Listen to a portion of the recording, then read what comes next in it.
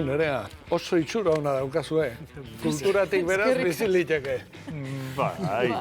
Bizi, hasteko bizi Bizirik gaude. Hori da. Bai, uste dut bizitza aldera, kulturatik, edo zein ofiziotik. Ez da ofizio errexena bizitzeko, baina aldi berean badu bere charma eta bere askatasuna.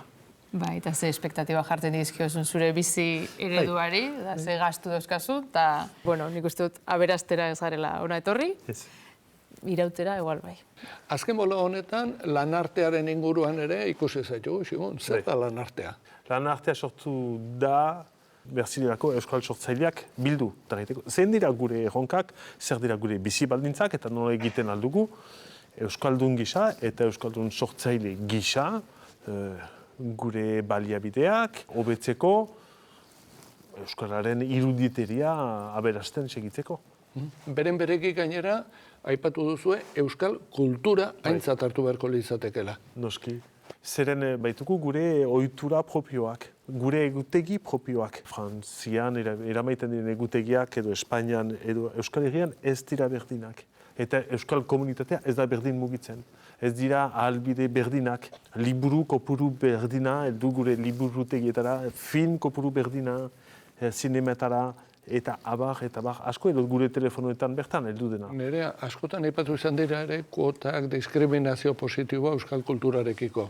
Ni hasi baten orokorran kuoten alde nago, baldin eta dagoen egoera desorekatua baldin bada, baina uste dut kuotak bakarrik ez direla aski, ez? Ximunek esan duena da. Bertan ardaztutako ikusmolde bat eta plan gintza orokor bat egon beharra dago. Ez du balio parekatzeak, hemen esaten ari gara euskal kultura eta euskara lotu egiten ditugu, ez? Uste dugu bat eta bestea ez direla posible bestea gabe, ez? Baina oraindik eztabaida hori jende askoren burutan ez da horrela. Hau da, batzuentzat euskal kultura bada gazteleraz egiten dena edo frantsesez egiten dena lurralde honetan egiten den bitartean, ez?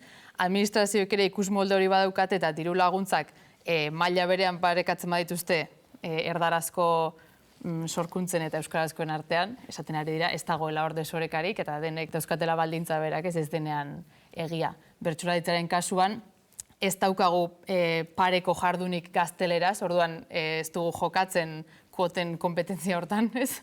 Baina beste jardun askok bai, eta bueno, egoera injustu asko ematen dira.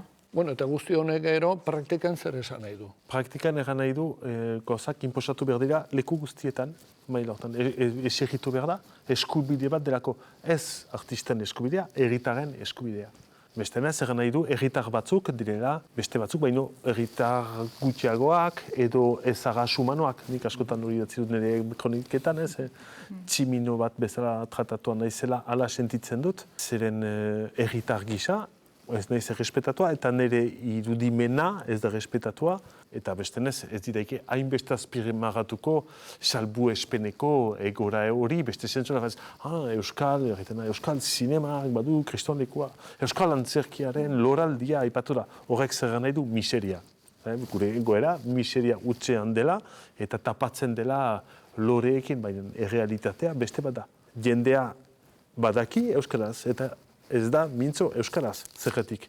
Ezin duelako euskaraz mintzatu ofizialki, baina intimoki debekatua zaio. Euskal kulturaren garapena zer ikusi zuzena du noski hizkuntzaren garapenarekin. Nola ikusten duzu etorkizuna?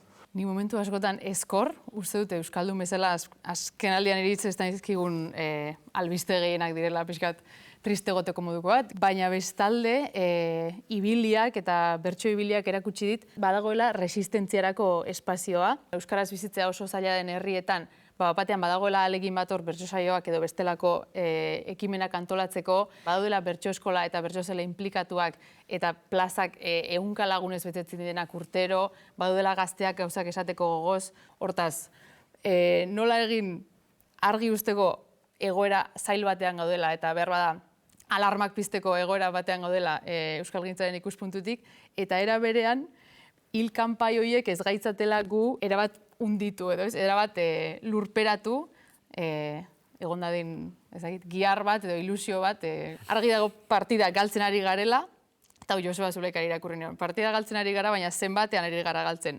Bat eta bi, edo bat eta 11, eta zer komeni zaigu sinestea, ez? Nor etorriko da erabat galduta dagoen partida batean jokatzera. Ezin dugu hori sinestu, ezin dugu hori utzi gertatzen. Gauzara pronostiko guztien aurka, oraindik bizi gaude. Hori da.